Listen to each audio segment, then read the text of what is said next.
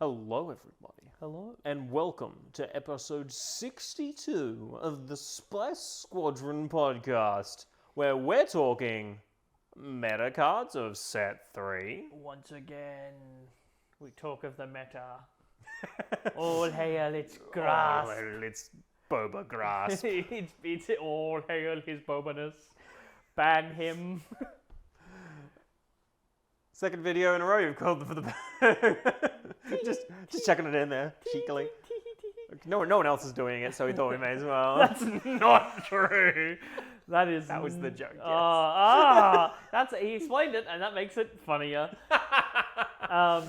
Meta. Can't you see? But we're going to go through a bunch of cards that we think are going to be pretty damn good in coming into set 3. But there's a couple things we need to talk about beforehand. Housekeeping. This time, not more spoilers, funnily enough, because we're done with that. Set 3 is fully, completely spoiled, and you can go check it out. In fact, by the time this video comes out, you did. How'd that go? Did you have fun? Did you enjoy yourself? Was it a good pre-release? We hope you had fun. We hope you pulled well. And and congratulations you to who pulled a showcase. Yes, you. Not you. You. I like to think it's the same person every time. It is. We here in the land down under, because it is a made-up continent, and we are all paid actors, did not get our shipment on time. No. Yes. There were kangaroos blocking the runway. It is kangaroo the plane mating could not season, land. and the plane couldn't land. So we've been delayed 2 weeks from our pre-release. We said it last week. Why are we bringing it up again? Because we don't have cards. At the end of the day, we're not going to get cards for 2 weeks. Both me and Reese have decided that we don't want to be putting out set 2 gameplay videos for you guys, because we just feel like it's not something that, it's not what you guys want to see. Yeah. It's not what we want to put out. We're just excited for the new cards. So it's, unfortunately, there's going to be no gameplay this week or next week. And for those of you who are saying, oh, but you played with proxies before, well, that was before the set released. FFG is traditionally pretty okay with content creators doing proxies prior to set release.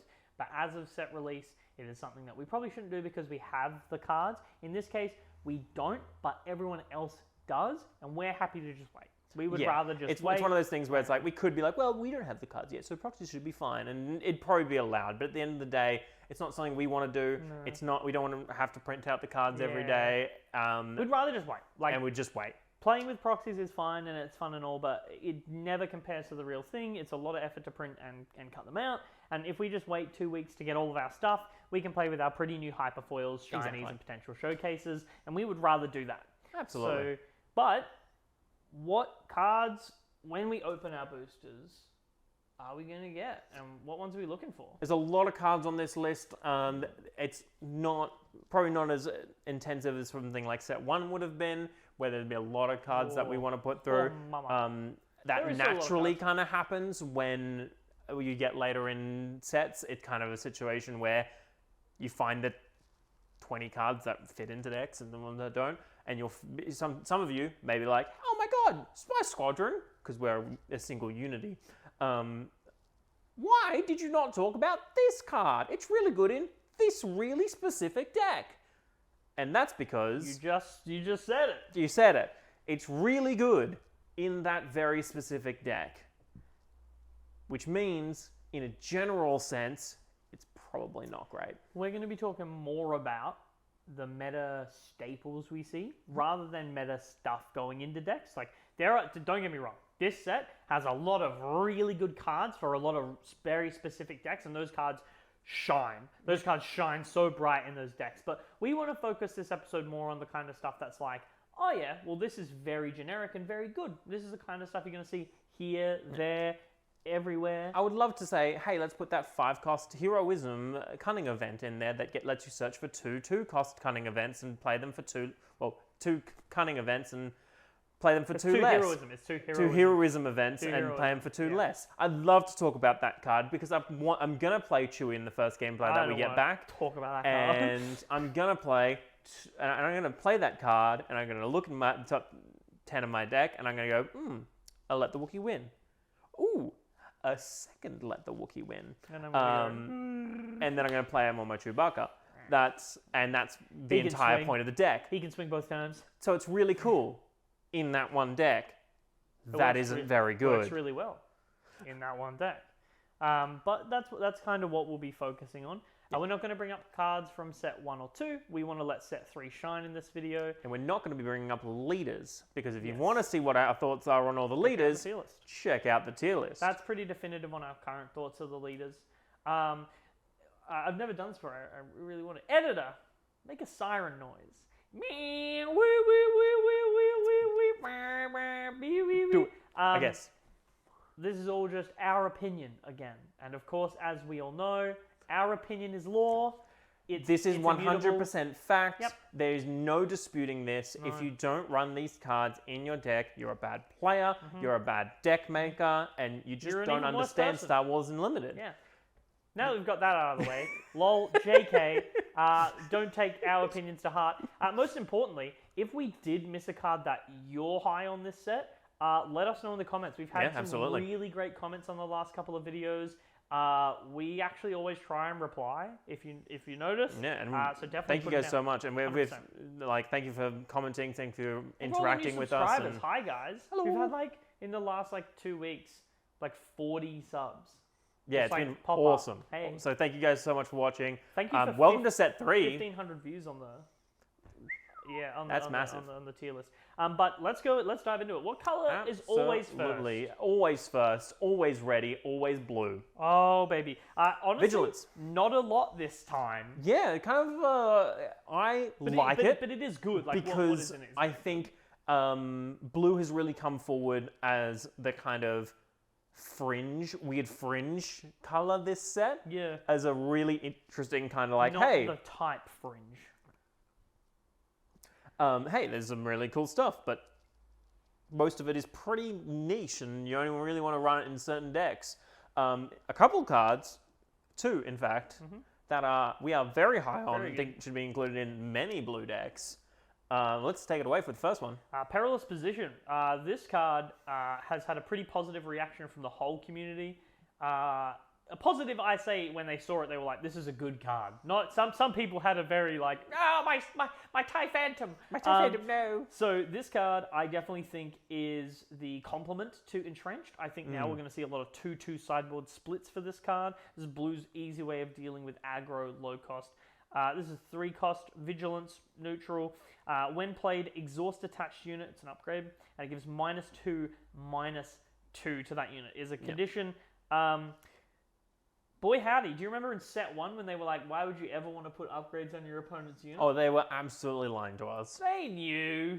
They knew. They always knew. No, but this is really cool. This is a really interesting situation where you can kind of get a lot of stuff done with this. That's really interesting. Even if you could the first thing you think of is, I could kill the TIE Phantom, or I could kill the Crafty Smuggler, or I could do blah, blah, blah, blah, blah, blah, blah, blah. It essentially does all the things that Make an Opening does. Yeah.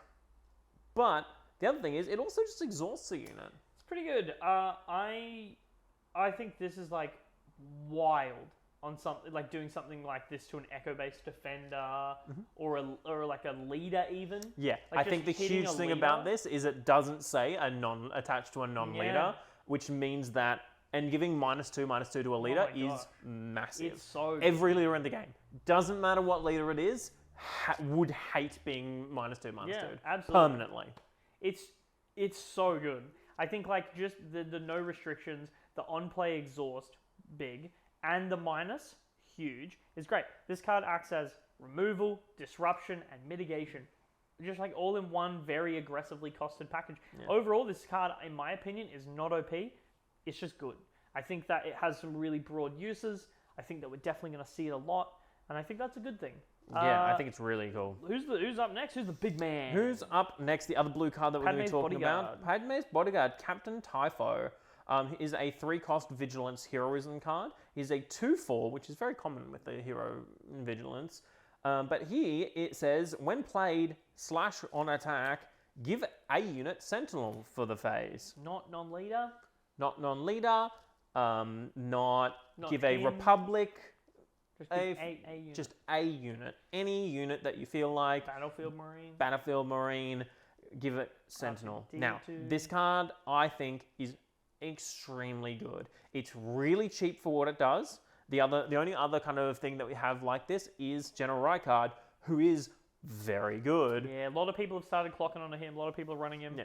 And there's so many things you can do with this. Turn 2, you can give your Battlefield Marine Sentinel. Awesome. Or turn 2, you can give him Sentinel and protect your Battlefield Marine. He can affect himself as well, so you can just play down a 3-cost 2/4 Sentinel. This card is really good. So after playing Grievous a little bit, I had a lot more games at my locals. After playing our actual games, I played a couple of games against people for friendlies, and I didn't lose. And one of the biggest factors of that, aside from overwhelming barrage, was genuinely just being able to be like, hey, this guy has Sentinel, this guy has Sentinel. And like, they were all tough matchups, they were all very close, but just being able to win was because I was eking out victory by going, hey, this Forlong, who's got 2 health left, Sentinel. And it's a 4-2. Absolutely. And it's like, well, I don't want to swing into that. Now I have to waste removal on it, and then like you might do something else. And this card does that too. This guy loves being in a Rex deck. He's a trooper, so he gets buffed by Rex. Rex makes 2/2 clones, and he just goes, hey, 2/2 clone, you're a Sentinel. You're a Sentinel now. That's really good. Really big. The other thing I really love him in is, funnily enough, Chewie. Because you can play him as a Sentinel and then give something else Sentinel. Yep. You can double protect something with a single play. A lot of the time, Chewie can disrupt plays and turns pretty easy by dropping a card and going, this is Sentinel for the turn, and your opponent goes, okay, I'm just going to wait this turn out, next turn I'll deal with it when he plays his next one. Next turn comes around, you play Typho, you go, he's Sentinel, this is Sentinel. And then your opponent goes, I did not prepare for 2 of them. Now there are 2 of them. This is getting out of hand. Yeah, absolutely. I think he's very good. I understand the 2/4 stat line is not, people are not huge on it. They don't like the 2/4 stat line. I understand that, but he's not used necessarily for attacking. His utility in a game, especially as you get towards the later portions of the game, is huge. And I think this is one of those rare 3-cost cards that gets better the later you play him, as well as being really good at the start. So it's one of those things where, or I should say, it doesn't necessarily get better, but he keeps his value throughout the entire game. You're never going to be sad to see him, because worst case scenario, he's a Sentinel. Like, worst case scenario, he's a Cloud City Wingguard. Yeah, absolutely. That's the worst case scenario, which isn't that most people still run Cloud City Wingguard. A Cloud City Wingguard that is a Republic trooper.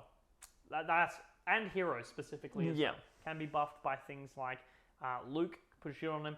Rey, he's a 2/4. Rey can bump him and make him a 3/5 that every time it attacks makes something Sentinel, which is really good. Sure is. But that's blue for you. We actually don't have any blue villain cards that really stood out to us. I think blue villain has gotten enough. Yeah. And like, there are some good cards in blue villain, but nothing that was like, this is going to be a staple. Yeah. However, we move on to green. Green has green villain, the absolutely. most cards. Yes, absolutely. Green absolutely smashed it out this set. Really keen to play some more green.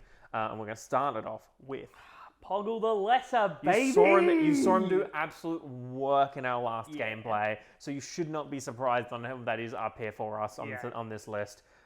He is very, very good. Tell him what he does. So he's a 2-cost command villainy, 1/4 separatist official. Official is actually a relevant keyword this set. He's also a separatist, again, relevant.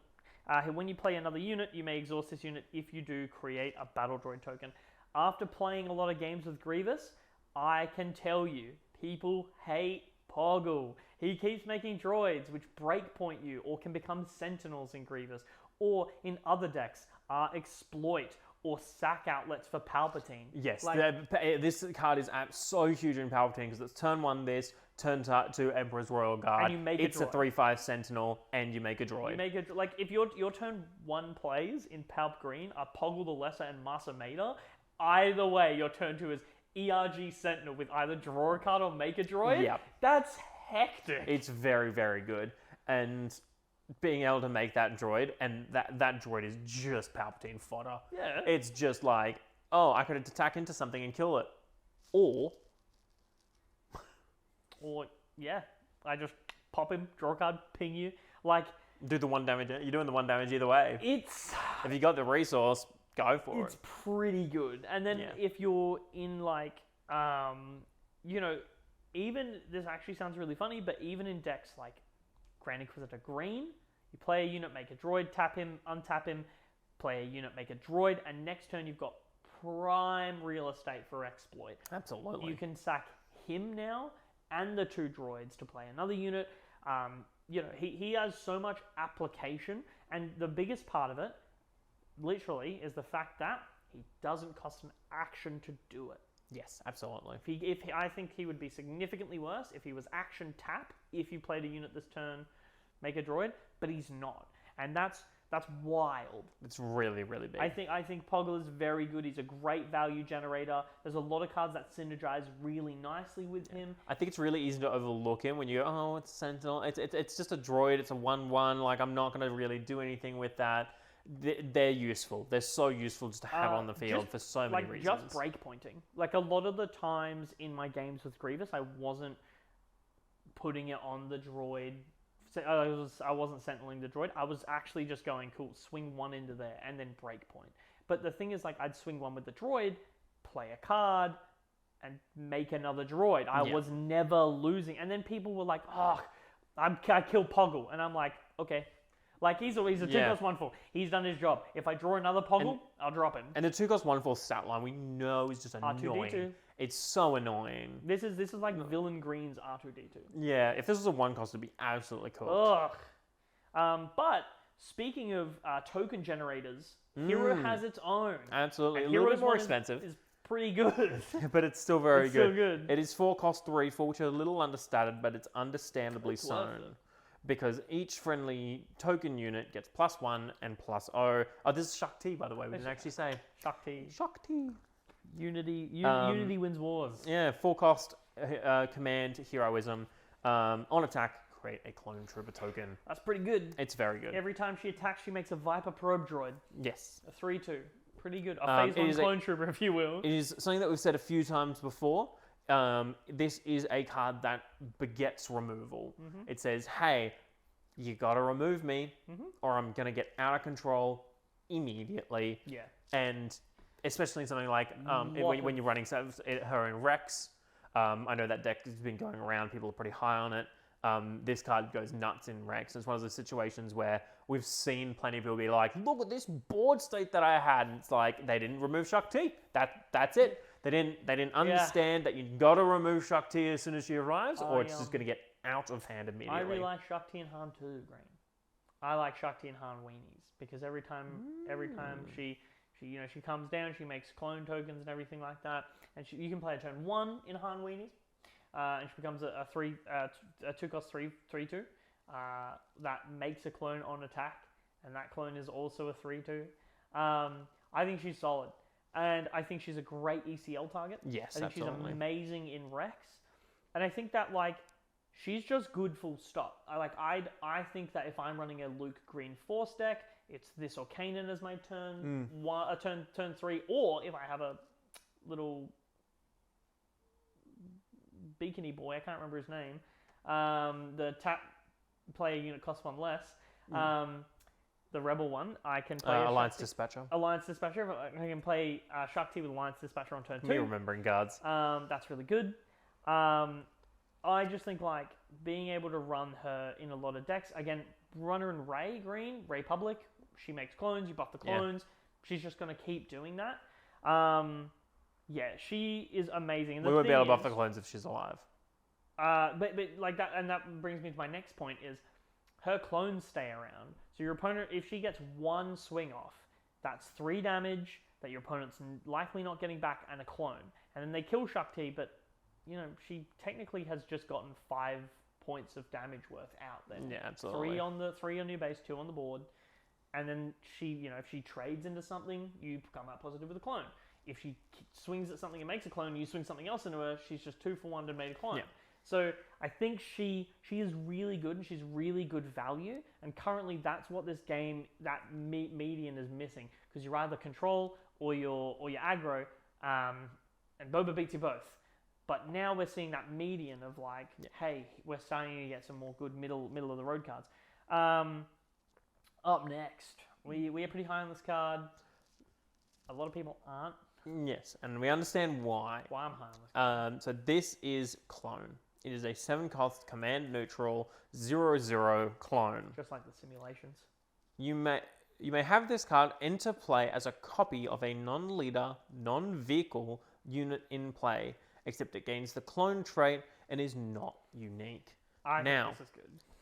the reason why people are skeptical of it is because it is a 7-cost, and a lot of the things higher than 7 cost that you want to be playing Vehicles. are vehicles. Shit. A lot of Avenger, Devastator, Finalizer. I know that's such a meta-relevant card.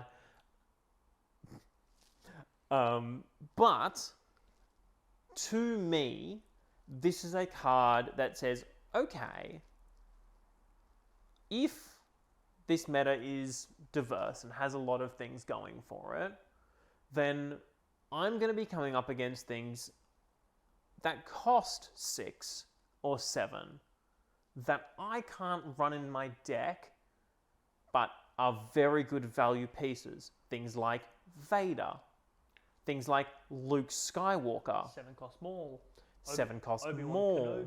Obi-Wan Kenobi. Crate Dragon. Snoke. Snoke. All of the Snoke. Cad Bane. The 7 cost Cad Bane. 7 cost Cad Bane. All of these things are these 7 cost units. Imagine they Cad Bane. You clone, you copy their Cad Bane, you rescue all of your captured units because you captured their Cad Bane, and then you. That's great. That's evil. That's evil. Then you swing and you go, you can have him back, and then he plays him and captures all of you. Well, it doesn't play when it. Oh, true. And you draw 2 cards. So, yeah, essentially it's one of those things where a lot of the time you'll run it, like people run those big value bombs. Even things like Poe and Wrecker in an aggro matchup have their value of being cloned. And a lot of the time, this, like, you might be you're saying, oh, you need to clone something that's 8 or 9 cost to get value from this. And I say, I'm more than happy to play a 5-cost Poe for 7 because I couldn't play him in my villain deck, right? It's one of those situations where no matter what you're playing, because it's neutral, there is another side that you can't play. And if you're playing Shakti, you can play Mono Blue and run this, and then that's just incredible. You mean Nalase? Nalase, yes. Yeah. I love this in Nalase. It's a clone. I can just copy all of my cards with it. If I want to, already copy my records and stuff. I think Clone is really good. I think this is definitely a sideboard card at the worst of times. I think this is a main board 2 of at the best of times. I think that it is really solid. I think it gives your deck a good way to be all like, gotcha. And I think that's pretty big. Yeah. I like to view Clone not as a card that's a win more, but as a card that can help you stabilize. If your opponent does something to you and you're able to go, awesome, I'm actually just going to copy your 7-cost maul with my guy now, ambush into your maul, kill this little underworld dude, bada bing, bada boom, I'm Boba Green. Like, and worst case as well, it's like extra copies of your best card. Yeah. And unless you're versing a blue control deck that has a bunch of removal in it, you play a Snoke, you clone a Snoke, you win the game. There's no value deck or aggro deck that can get any of their value through having -4/-4 on all their units. Oh, yeah. Which is why I think only the card and it is not unique is probably the biggest thing here. I'm interested to see how, I don't think it works, but I'm interested to see how they rule this card with exploit cards. Because I think if this card can copy cards like Dooku, it gets way better. But I don't know yet. I'll have to wait and see. No, because it enters play as it, and you pay the cost before it enters play. Yeah, so which is why I don't think it works, but... Yeah, you would not be able to exploit. There is a card you can exploit out. Yes, and this is a card that came out very... I think this was the first legendary that we saw of the set. It really was. And this is Gore. I haven't been looking much into Gore, but apparently people have been really high on this guy, and playing the Grievous deck last week, you were pretty keen to have it in your deck the next time you played it. There were so many times where I was like, if I had Gore right now, this would be kick-ass. I think he's great in decks like Dooku, because he's free. God, exploit 6. Because you can swing with Dooku and just make him like exploit 6. And he's actually free. Which is hilarious. That's actually hilarious. It's actually hilarious. But like being able, like genuinely as a finisher in that Dooku deck, being like swing with everything. Swing with Dooku. Kill my leader, kill everything here, play Gore, swing Overwhelm for 7 and ambush. Yeah, and just no, I get it. But at the worst of times, he's a 6-cost 7/7 Overwhelm Ambush Sentinel. The amount of times that I wish I was like, I wish I could just kill Pogle and the 2 battle droids and just play Gore. And my opponent goes, how do I deal with that? And then next turn, and on that same turn, I flip Grievous. And then it's just like, what? I think Pogle is one of the huge things that's been like, and actually, because he creates the droids, but then you can just exploit him as well. You can just exploit him. He's so good. But like I think Gore is definitely going to come out there because it has no restriction. It's just he's a 12-cost 7/7 exploit 3 Sentinel Ambush Overwhelm. He's just green. Yeah. Just command. You can run him in Rex, which is again really good. Rexes make a bunch of clone tokens. You like swing. You swing. swing.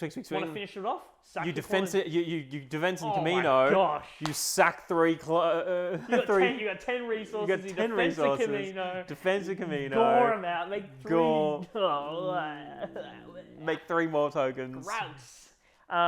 But no, genuinely being able to just play him down and smack with him is insane. And in a Grievous deck, it is relevant that he has the Separatist tag because there's actually a couple of cards that care about making Separatists. And just like me, he's certainly a creature. So I think that Gore is pretty good. I think that he's going to be one of the more sought-after legendaries just because of his general usefulness. Yes, 12 is a big cost, but I'm finding more and more there's a lot of units you kind of get to the game and don't care about. And Gore either becomes a really good finisher, very similar to Wrecker ECL, or he just smacked down and your opponent go, I can't deal with that. And you go, thumb. And there's definitely something to be said for even running this as a finisher in something like Sabine, where you go, awesome, I'm gonna swing with my 2/2 costs and this, and they're like, all right, well, I'm not gonna remove it because you're not gonna do anything with them, and you go, awesome, now kill him, Gore to finish off. Imagine you get hit by a Poe and like a Sabine leader and then like an A-Wing, and you're like, oh my god, I'm like nearly dead, and then they go, oh yeah, by the way, I'm gonna sack everything in Gore and just kill you. And if it doesn't kill you, it's a Sentinel. Yeah, the Sentinel keyword on this thing is actually massive for it. He just goes, gotcha, and you're like, gotcha. Hey, thanks, Gore. We just mentioned it with Gore, and True. As we know, Gore is a devout Republic, and he defends his home planet. Of course, definitely 100% canon. Don't look it up on Wikipedia. Gore is from Camino, and he is in defense of Camino. In defense of Camino is a 4-cost command neutral Republic event. Republic of... For all you Padme fans out there. Ooh, it is a Republic. Grab it from in your Padme deck. Ooh, baby. Your Rex you Padme tempt me. For this phase, each friendly Republic unit gains Restore 2, and when defeated, create a Clone Trooper token. Very important to note that this does not say clones, this does not say Trooper, this says Republic. That is amazing. And it's a lot of things. This is very, very fun. Yeah. Mainly because there's so much you can do with it, and there are so many cards similar to this that are bad. And the difference is this gives things an on-defeat ability. This gives your tokens an on-defeat ability. So in a situation where you have Rex, you have 2 tokens and Shakti on the board, and you just flipped Rex, and you go, all right, pay for in defense of Camino. You're going to OB me and let me make a bunch of clones, or are you going to let me swing and restore a bunch? Yeah. You're going to get 1 or 2 swings off anyway, even if they're clearing your board, trying to clear your board. You get the swings off, you restore a bunch. And then anything they kill, you go, awesome, here's a Clone Trooper token. But that's not all. This card a 2/3 because Rex is out. This card is great for a number of reasons. Firstly, you can use this offensively. pay 4 in defensive Camino. I'm now going to trade your entire board. All my stuff might die, but I get clones. Or it's turn 8 against a blue villain deck. In defensive Camino, you can Super Laser Blast me now. Sorry, turn 7. You can Super Laser Blast me now. I will make a bunch of clones. Your Super Laser Blast is useless. It doesn't accomplish what it does. It doesn't accomplish what it needs to do. Absolutely. You're at so low health at this point in the game traditionally that you want to be Super Laser Blasting and healing. It's not going to happen. You're going to Super Laser Blast me. I'm going to make 10 more clones. We're back at square one. Yeah. Next turn, I'm just going to start swinging them. You them. just can't out-heal me. So this is... I don't have to rebuild, which takes all the time you had to be like, all right, now that I've Super Blasted, I can play my Avenger. And I go, all right, I'll pick one of my 4 clones that I have on the field. Yeah.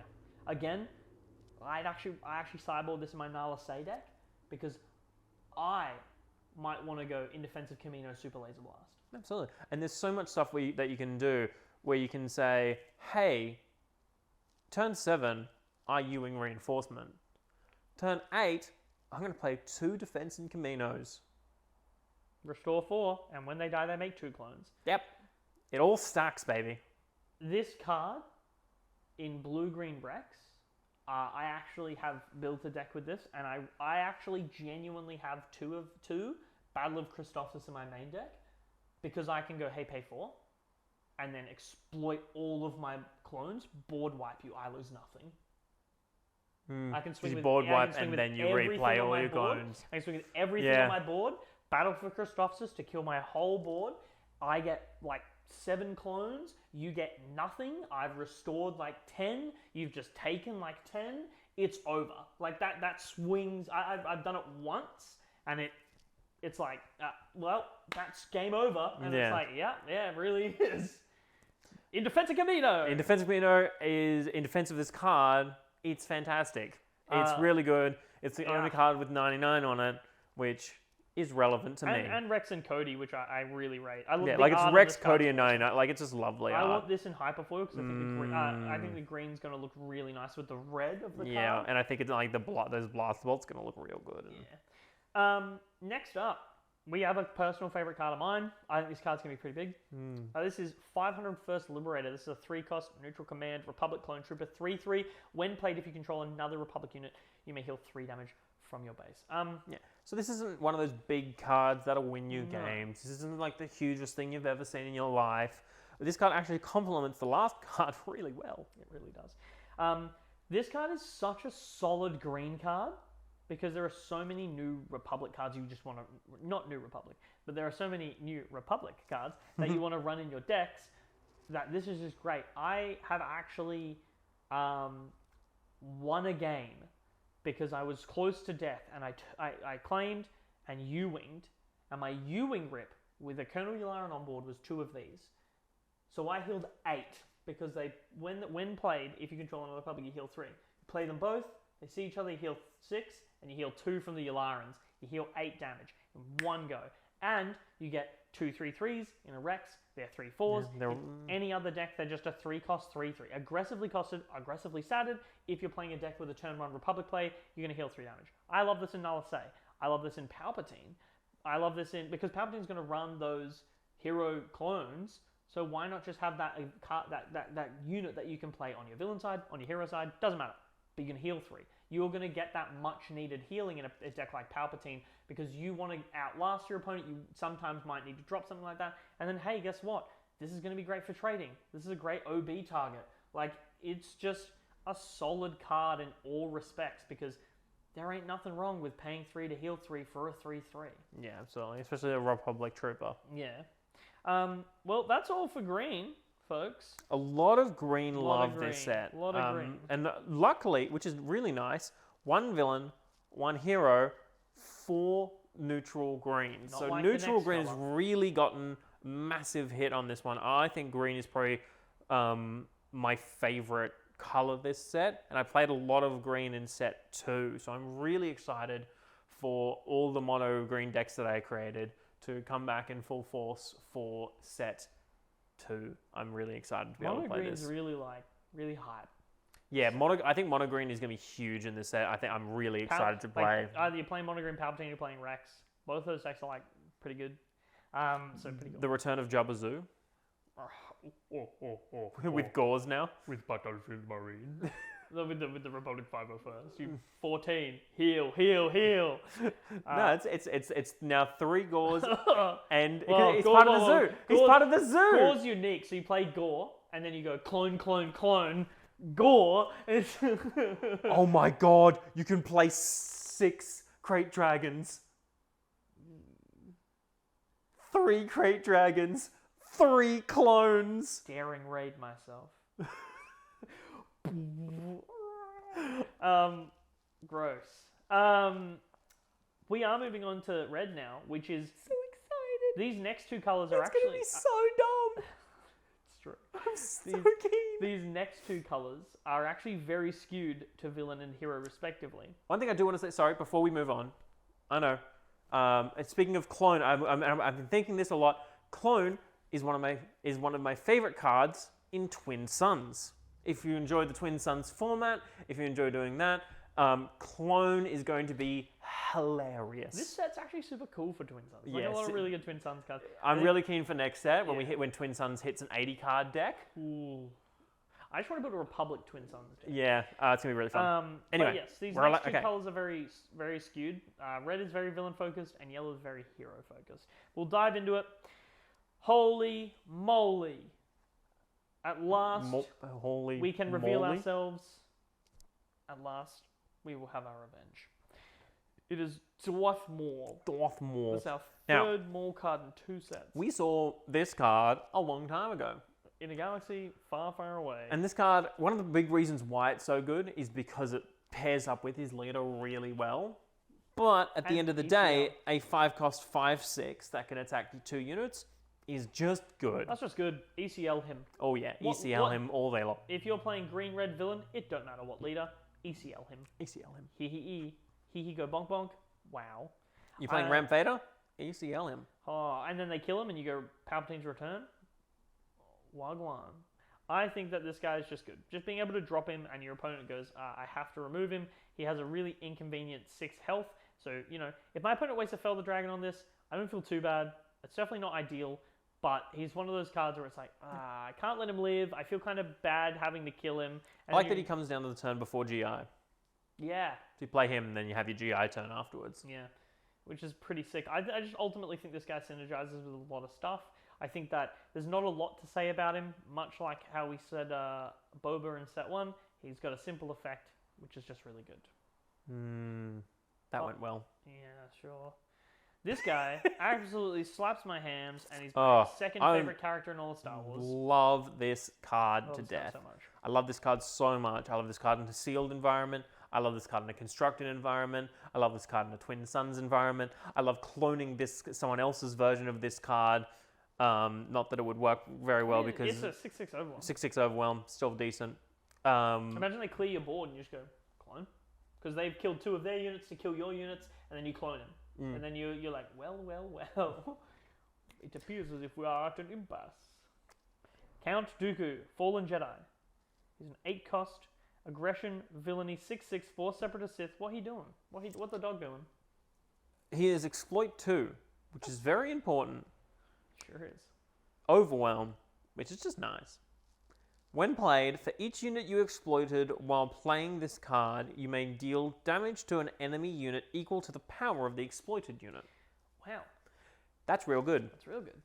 Especially when a lot of the red cards have stuff like grit, have stuff like buffing. This can be really interesting. So he ends up being a 4-cost. A 4-cost 6/6 overwhelm. Don't mind if I do. That seems pretty good. This is probably one of the only well-statted exploit cards in the game. There are very few of them, and this is one of them. 100%. And you get to deal 2 lots of damage, which is very, very good. And this card, in something like Dooku Red, where you can then go take him to 3 exploit, or even He becomes 5 exploit. Yes, or 4 if you're just swinging on the flip side. And that's the most important card. This unit specifies for each unit you exploited while playing this card. If you give him exploit 4 with your leader ability and kill 4 of your own units, you get 4 separate instances of damage. That is absolutely wild, bonkers, crazy. Yeah, it That absolutely is. So good. And it's a really fun card to play around. I think this is probably the best exploit card in the game. I agree. I can't like. I think this is Gore does exist. one of the only cards that has gone, hey, let's make exploit have like when you exploit things, when you like, which just isn't a thing, which is really sad. I'm really disappointed we didn't see more stuff like that. I personally would have loved to see a card that's like, when it's exploited, draw a card. When it's exploited, make a droid. Stuff like that. Yeah. We'll make 2 droids if it's exploited. It's like, it's different than a when defeated ability, right? I feel like they've lumped it in with a when defeated, but you could have actually made a little bit more powerful abilities that were just when exploited. See, I would have loved if if the General Grievous card, the 3-cost make a droid on play. I wish it was a 3-cost when defeated, make a droid, when exploited, make 2 droids. That would have been super cool. Yeah, it could be like when defeated, do this. If it was exploited, do this. That would be a really cool text box. I love this card. Oh, this card I love so Count Dooku. Yep. He's my second favorite character in all of Star Wars. I love that they did him justice here. My other third favorite character in Star Wars also got a legendary. Big meme. This isn't a legendary, by the way. No. This is a rare. Classic SWU with their rares that are legendary level. But no, this will be the Darth Maul of the set, as 7-cost Maul was for set 2. Yeah. I think that this is going to be... This will be huge for these red decks. This is going to be seen a lot. If you're just playing red villain, you just run this as like the only exploit card, because you don't need to build your whole deck around exploit to just be like, you know what, I'll play Vader here, ambush into this, swing into that next turn, swing Vader, swing this, pop them both, play Dooku. Especially if you're playing like something like Dooku, green-red, like green-red ramp Dooku, where you're like, all right, I'm just going to play a bunch of really good Separatist cards that I can use exploit with, and then use Pogle the Lesser to get these kind of chaff bodies to do it, and then get these big bodies out, and then exploit these big bodies away to play Dooku to kill two big things and play Dooku. Yep. And there's so much cool stuff you can do. You can be like, awesome, I'm gonna just do 2 battle droids, ping 2 damage somewhere, and play him for a 4-cost 6/6 overwhelm. I'm happy with that, but you actually, and then there's the thing of like, oh, I killed 2 5/4s, and now I'm dealing 10 damage to this Devastator and killing it. And they were like, aha, you can't kill my Devastator, you're green-red. And you go, haha, go away. Double the pride, twice the fall. Bad upgrade. Absolutely, terrible upgrade. Next card, again, banger. 3-cost, red villain, Confederate Tri-Fighter, 3/3, Separatist Droid Vehicle Fighter. Again, 2 really relevant keywords there. And bases can't be healed. Yes. Just there, he chillin'. Absolutely. I love this. I love this card as it is, as a 3-cost 3/3. Overstated. Bases can't be healed. Yeah. Overstated space. Good ability. This comes down, it's safe from things like arcs, stops them from healing, and can take the hit. Stuff like A-Wings have to trade into it, or you can trade into red 3s, all that jazz. Yep. And it's a card which every blue deck in the game has to kill. This is red villain's big sideboard card against blue decks that want to heal. Yeah. Drop this, kill it. Drop this, kill it again. Wolf is what people used initially. He's just a bit slow because you have to attack. Gives your opponent the whole turn. Now, you don't have to do that. No. I love this card for another reason, though. I'm a big Grievous man. He's my 3rd favorite character. Who would have thunk it? I love the deck. My favorite version of Grievous currently is red. I love playing this on turn 2 because I can make it a Sentinel. It's a droid. I can tap, make it a Sentinel in space. When I flip my leader, I can attack and make it a 4/3 Sentinel in space because it's a droid. And that's really huge, especially because the way I built that Grievous deck is a very fast, very quick ping deck. Boom, boom, burn, burn, burn, burn, burn, burn, burn. If my opponent is having to spend an action to kill this just so they can heal their base, I'm spending that action to capitalize on damage and burn. And by the time you get to heal, it's probably going to be too late. And that's the kind of feeling that this card brings. You put it down, your opponent's on the clock. They have to reprioritize everything around dealing with this card. Otherwise, your other threats are just going to be able to go and ham and deal damage. Yep. And then there comes situations where you have Dooku that goes, awesome, this is now a exploit 1 cost, where I can just go, awesome, pay 1, kill this battle droid that Pogle the Lesser made, and bada bing, bada boom. Can't heal your base. Can't heal your base. Got you blue villain. I don't care if you kill it. I'm not really that much of an aggro deck, but you need to I'm getting damage in here and there. That's what I'm doing, but you've got to kill it. Or we get to that point where you go swing three, exploit them both. Count Dooku, 3 damage, 3 damage. Yeah. I just got rid of it for you, but I killed half your board. I love that card. There is, however, alone in this sea of red villain, a single hero from the start. A single coordinate. Anakin Skywalker from the starter deck. Yeah, I think one of the big things about Anakin Skywalker is you can pretty much ignore most of his thing and just be like, oh, cool, a 5-cost 6/6. He is a 5-cost 6/6 red hero. Force Jedi Republic, but what are you doing? What the dog doing? His thing is just coordinate on attack, draw a card. That's actually pretty good. It is. I've seen a lot of people comboing this card to great effect. Like to genuinely, this is not a meme. To play Grogu turn 1 in Red Quinlan. They play Grogu turn 1. Turn 2, they play, now there are 2 of them, and they play Anakin. You turn 2 Anakin. That's really good. I don't think there's a way to get a turn 2 Poe. Because I'm pretty sure he's just Fringe New Republic. No, he's Fringe Resistance, sorry.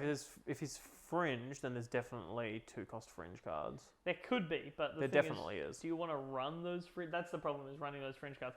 But being able to run Anakin, so Grogu, Anakin, and then the next turn, you tap something down with Grogu, play a card, swing with Anakin, turn 3, 6/6, draw a card. And just being able to put down a threat so early like that, who replaces himself and replaces now there are 2 of them, is really good. For the people who might not be able to get Poes because he is pretty expensive, this is a pretty decent alternative. Run him in the deck. He is still a 5-cost 6/6. Not too bad. Good card. Poe is just resistance. He's just resistance. There you go. That's probably why. But ultimately, I think Anakin really does make good use of that card. Now there are 2 of them. I think that if you're not running it around that combo, great. He is just good. He is decent. He is a 5-cost 6/6. You drop him down. Who cares about the coordinate ability? If you get it, that is amazing value. If you don't get it, he's already an undercosted, overstated unit. Moving on to the last of our fun times to be had. This is moving on to yellow, which we have a few to talk about. We're going to have to be quick because we are slightly running out of time. Wow. We can start off with R2-D2. First of R2-D2 we got banger. Second R2-D2 we got banger. 2-cost Cunning Heroism suits R2. He's a 2/4 Republic droid. With when played, you may discard a card from your hand. If you do, search top 3 cards of your deck for a card. Draw it. 2-cost, good cost. 2/4, great stats. Especially for a 2-cost. Yeah. Selective draw, yes please. Republic unit, yes please. Being able to discard a card, yes please. Yellow, amazing. Being able to filter your hand, selective draw, it's all coming together. This card is genuinely very, very good. I definitely think we're going to see a lot of it. It's just a solid yellow staple. It's a solid turn 1 play. Yeah. And then later on, if we see more droid support, he's great.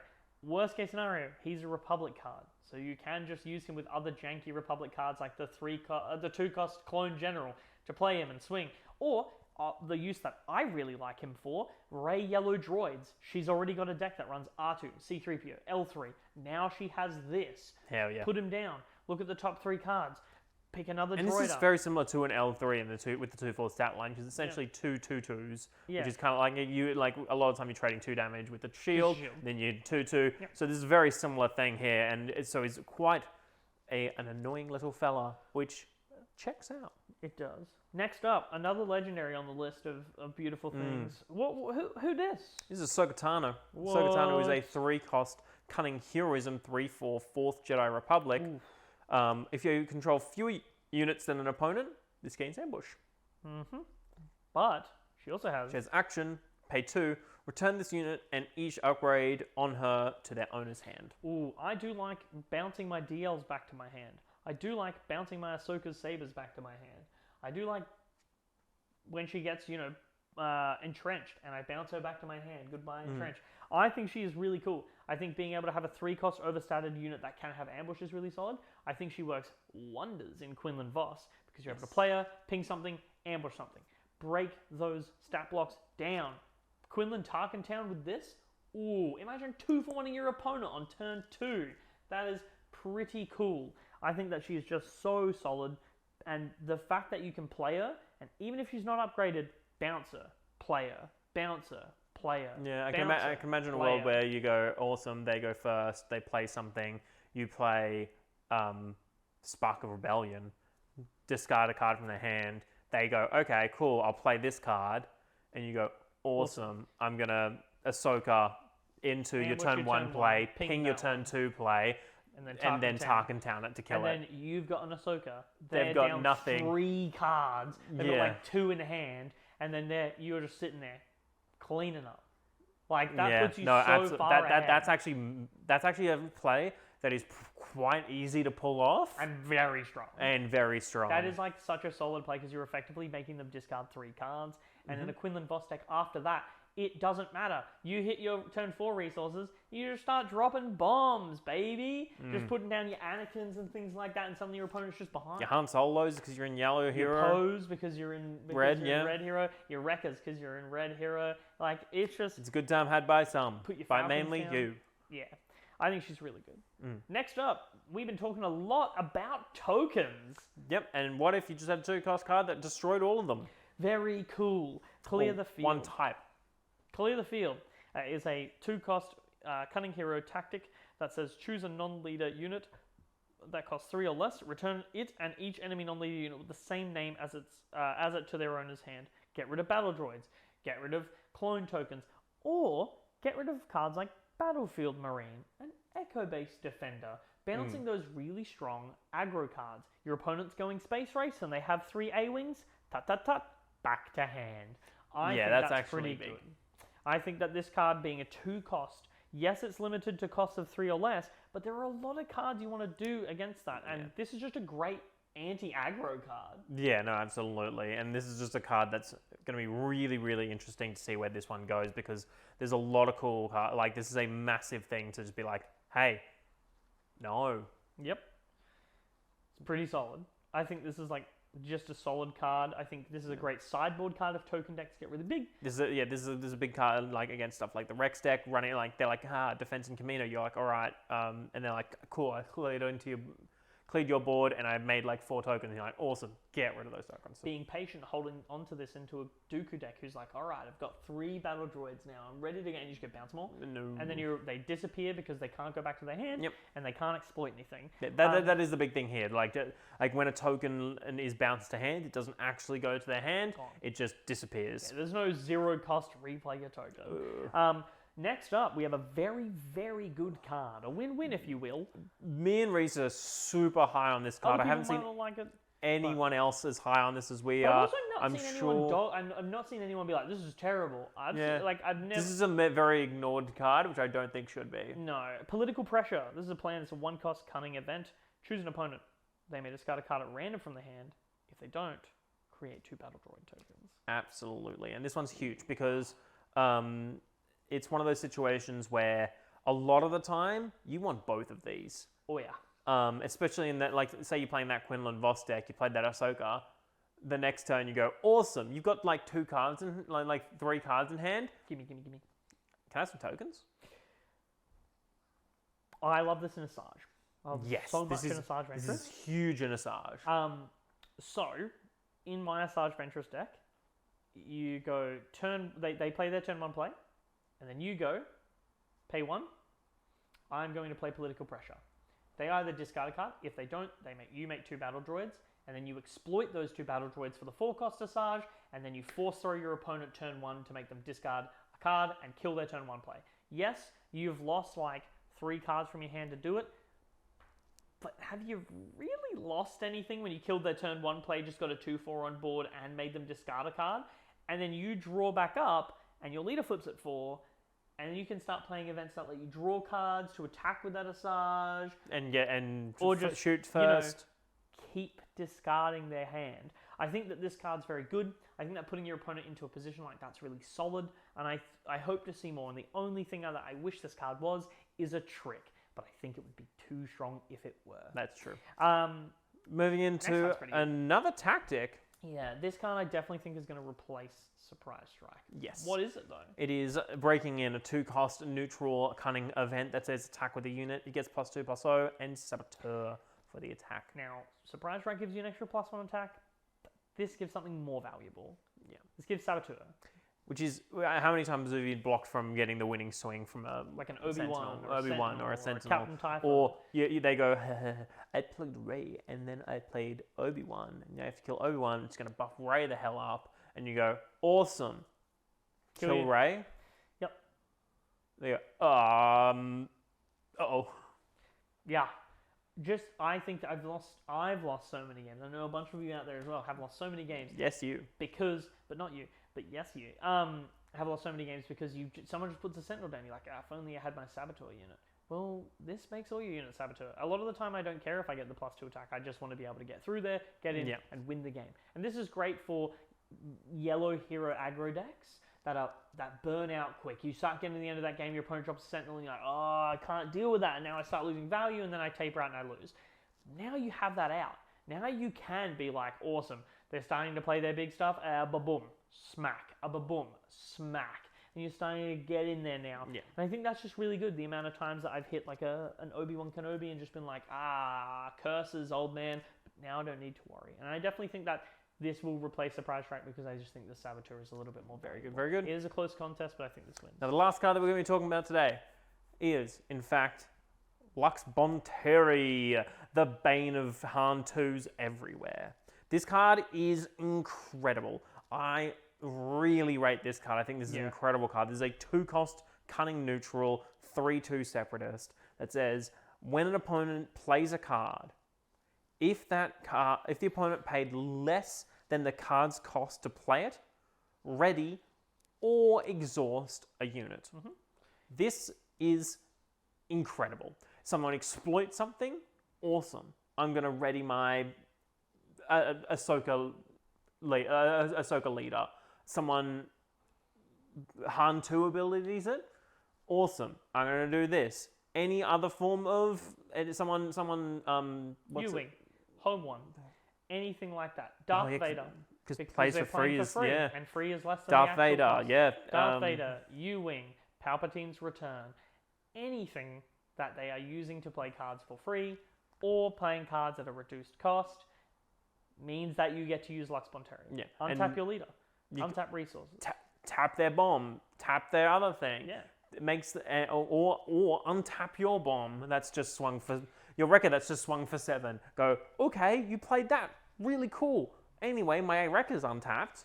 If they do U-Wing and they get 3 cards, you can simply just untap 3 resources because this triggers for each time they play their separate cards. A unit. So you can untap 3 units, not 3 resources. Oh, 3. Yes, sorry, 3 units. Or you can exhaust 3 of their units. So you can just go, hey, you just U-winged out these 3. That's down, that's down, that's down. Or, you just U-winged out those 3. Untap, untap, untap. Or untap, untap, and tap. Like you can So choose versatile. between. Like it's so versatile. Not to mention he's got that 3/2 stat line, which makes him annoying to trade into. Mm-hmm. And if he dies early, if someone has a Jabba the Hutt on board and they go, I'm going to play some tricks. I'm going to shoot first or sneak attack. Well, hey, you're playing a card. It's less than its cost. I'm going to tap stuff down. It doesn't specify a unit. So Jabba the Hutt gets hit by this card. This guy has. So if someone plays shoot first, can I tap the unit that they chose to shoot first before it shoots? I believe you have to resolve all of the effects of shoot first, Which includes attacking. Which does include So he attacking. would attack, and then you would activate the ability, even if they killed. Potential. I believe so. Lux, I yes. believe that's how it works. I could be wrong at that. It happens the moment you play the card, and it's a nested action, but who knows? Ultimately, I just think Lux is really good. I think that he has a lot of application, especially because we've played games where free play became so rampant that it kind of ruined the game. Yeah, this is a really important card, to help with that. Huge. Already is fantastic, and he's so good. The fact that like a lot of times they'll be like, he's a 4-cost 2/3, and you're like, he's just not. But just being 2-cost, where you just like slam him down. What are you gonna do? What are you gonna do? Because and they're like, I really want to remove him, but I built my deck so all my removal plays cheaper than. And I like pairing this guy with cards like Del Meeko, because it's like awesome. Your events cost 1 more, or if you kill Del Meeko and somehow reduce their cost, you get punished for it. So I like, honestly, I think this guy just puts your opponent through rocks and hard places. Fun fact: you play Del Meeko, and someone with Jabba on the board says, "I'm going to waylay," and you go, "Oh," because they're paying 3 for it still. Yeah. But that's funny. I absolutely love this. I think that it's super cool, and I think the more we see cards that are going to free play or reduce cost play cards, I think this gets way better. So, yeah, Lux rocks. Yeah. And what I really like about this card is promotes knowing your opponent's deck and when they want to play those kind of free cards and when they're going to. Yeah. Just being like, all right, chuck this down. And they go, my next action was going to be you wing. And you go, I know. And Execute Order 66 is a meta card. It's going to be the best card. I will not elaborate. Understandable. Thank you very much for watching. It's been a bit of a longer episode. Thank you very much for sticking around. That's our take on kind of what cards we reckon are going to be meta, coming into the meta for set 3. Let us know down below what cards you think are going to be joining the meta in set 3, and what cards you don't think is going to be fully meta, but you're really excited to run in that one niche deck that you created. That niche deck might win a bunch because of that card. But let us know down below. And don't check out this week's gameplay. It doesn't exist. We love you. Bye. Bye.